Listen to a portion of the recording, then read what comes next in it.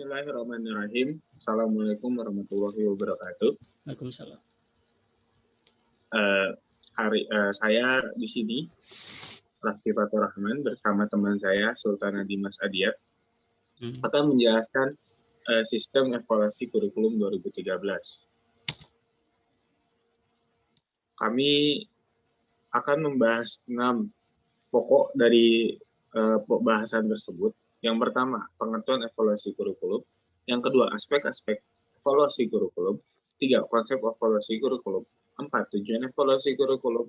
5, fungsi evaluasi kurikulum. 6, karakteristik penilaian kurikulum. Next. Pengertian, evaluasi kurikulum adalah proses penerapan prosedur ilmiah untuk mengumpulkan data-data yang valid dan reliable untuk membuat keputusan tentang kurikulum yang sedang berjalan atau telah dijalankan. Secara sederhana, evaluasi kurikulum dapat disamakan dengan penelitian karena evaluasi kurikulum menggunakan penelitian yang sistematik, menerapkan prosedur ilmiah, dan metode penelitian. Menurut para ahli, yaitu Stephen Wiseman dan Douglas Peterson, dalam bukunya yang berjudul Curriculum Evaluation, evaluasi yaitu perbuatan pertimbangan berdasarkan seperangkat kriteria yang disepakati dan dapat dipertanggungjawabkan. Kalinowski tahun 1989 mendefinisikan evaluasi adalah suatu metode penelitian yang sistematis untuk menilai rancangan implementasi dan identifikasi proses. Nah,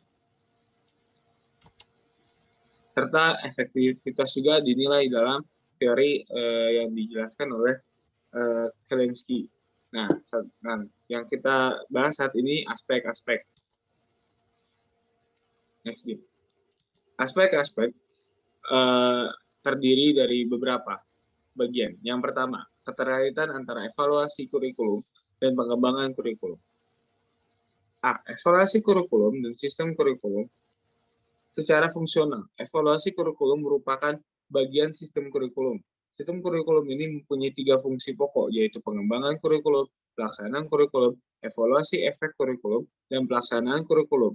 Dan evaluasi efek sistem kurikulum. Evaluasi kurikulum berfokus pada 4 bidang, yaitu evaluasi terhadap penggunaan kurikulum, desain kurikulum, dan hasil dari siswa dan sistem kurikulum. B. Evaluasi kurikulum dan pengembangan kurikulum. Masalah yang biasanya dibahas oleh pengembangan kurikulum yaitu kapan diadakan evaluasi kurikulum, pada posisi mana serta apa makna evaluasi kurikulum. Pada proses pengembangan kurikulum ialah proses yang meliputi kegiatan untuk melaksanakan percobaan evaluasi, sehingga kekurangan yang ditemukan diperbaiki untuk hasil yang lebih baik. Prinsip evaluasi kurikulum. Yang pertama, tujuan tertentu, bersifat objektif, bersifat komprehensif atau menyeluruh, kooperatif, dan bertanggung jawab dalam perencanaan, efisien, dan berkesinambungan. 3, jenis strategi. Nah, ada 4 jenis strategi. Yang pertama berkaitan dengan penentuan lingkungan, tempat terjadinya perubahan, tempat terhadap kebutuhan yang tidak atau belum terpenuhi, dan juga berbagai masalah yang mendasari timbulnya kebutuhan, serta kesempatan untuk terjadinya perubahan. Strategi kedua yaitu pengenalan, penilaian terhadap kemampuan yang relevan. Strategi ini sangat besar gunanya dalam pencapaian tujuan program dan desain yang berguna untuk mencapai tujuan khusus. Strategi ketiga yaitu pendekatan, prediksi hambatan yang mungkin terjadi dalam desain prosedural atau implementasi sepanjang tahap pelaksanaan program. Strategi keempat berkaitan dengan keefektifan proyek yang telah dilaksanakan melalui pengukuran dan penafsiran hasil yang telah dicapai, sehingga seorang evaluator dapat memilih strategi yang tepat. Nah, keempat, prosedur strategi. Evaluasi kebutuhan dan feasibility. Nah, evaluasi kebutuhan dan feasibility ini dapat dilakukan oleh organisasi atau administrasi tingkat pelaksana. Yang kedua, evaluasi masukan atau input. Evaluasi masukan melibatkan para supervisor, konsultan, dan ahli mata pelajaran yang dapat merumuskan pemecahan masalah. Evaluasi proses sistem pengolahan informasi dalam upaya membuat keputusan yang berkenaan dengan ekspansi kontraksi. Modifikasi, klarifikasi strategi, pemecahan atau penyelesaian masalah. Evaluasi produk berkaitan dengan pengukuran hasil program dan berkaitannya dengan tercapainya tujuan. Merupakan variabel diuji bergantung pada tujuan yang bergantung pada tujuan, perubahan sikap, perbaikan kemampuan, dan perbaikan tingkat kehadiran. 5. Komponen desain evaluasi.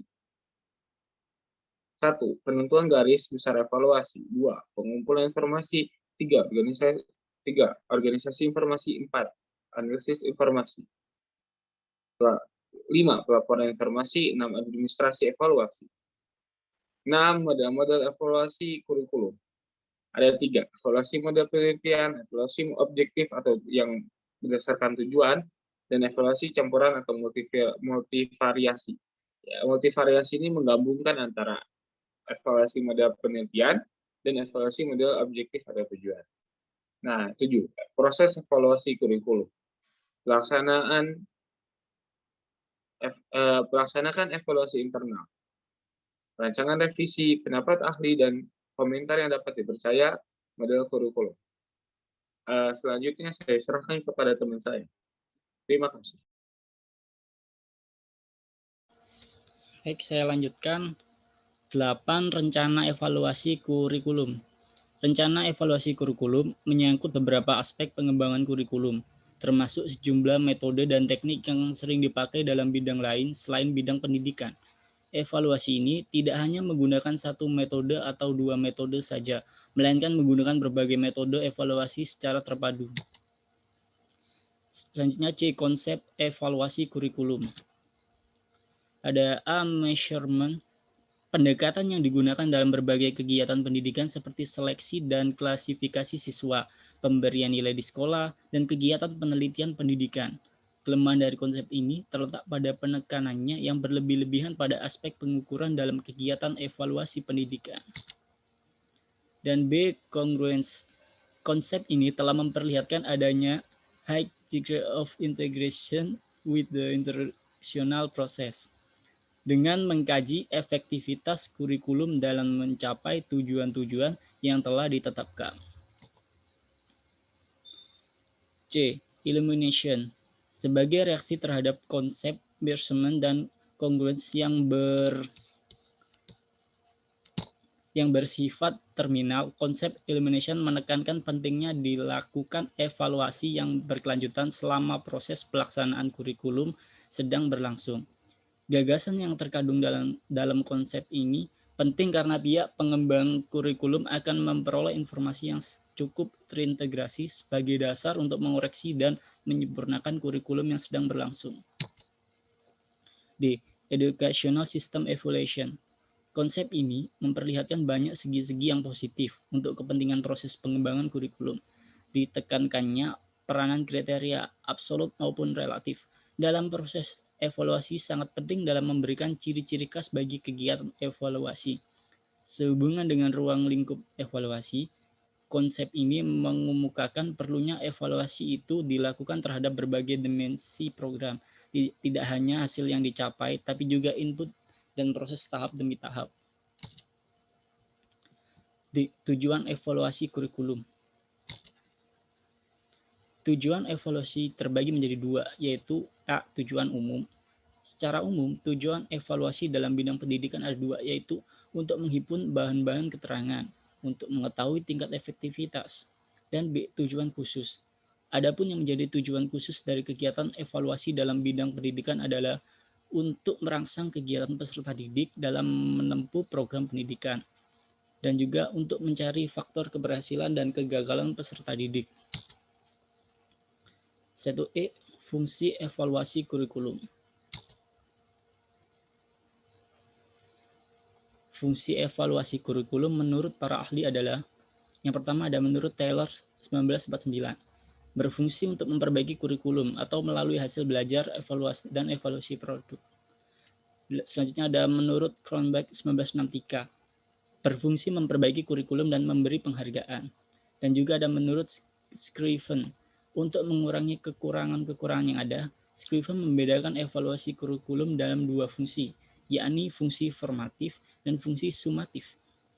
Fungsi formatif ialah dilaksanakan apabila kegiatan evaluasi diarahkan untuk memperbaiki bagian tertentu dari kurikulum yang sedang dikembangkan. Dan fungsi sumatif dilaksanakan apabila kurikulum telah dianggap selesai pengembangnya, dalam artian evaluasi terhadap hasil kurikulum. F. Ada karakteristik penilaian kurikulum 2013. Penilaian dalam kurikulum 2013 memiliki karakteristik sebagai berikut. Yang pertama, belajar tuntas. Ketuntasan belajar merupakan capaian minimal dari kompetensi setiap muatan pelajaran yang harus dikuasai peserta didik dalam kurun waktu belajar tertentu. 2. Otentik. Penilaian dilakukan untuk mengukur pencapaian kompetensi secara holistik, aspek sikap, pengetahuan, dan keterampilan dinilai secara bersamaan sesuai dengan kondisi nyata. 3. Berkesinambungan. Penilaian berkesinambungan dimaksudkan sebagai penilaian yang dilakukan secara terus-menerus dan berkelanjutan selama pembelajaran berlangsung. 4. Menggunakan bentuk dan teknik penilaian yang bervariasi. Penilaian sikap, pengetahuan, dan keterampilan menggunakan berbagai teknik penilaian yang sesuai dengan karakteristik kompetensi yang akan diukur atau dinilai. 5. Berdasarkan acuan kriteria. Penilaian sikap, pengetahuan, dan keterampilan menggunakan acuan kriteria. Kemampuan peserta didik tidak dibandingkan terhadap kelompoknya, tetapi dibandingkan terhadap ketuntasan yang ditetapkan. Sekian, terima kasih. Kami kelompok 13 pamit undur diri. Saya tutup.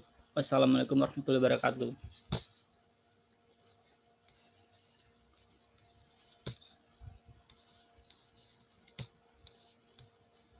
Ki, cara stop ya.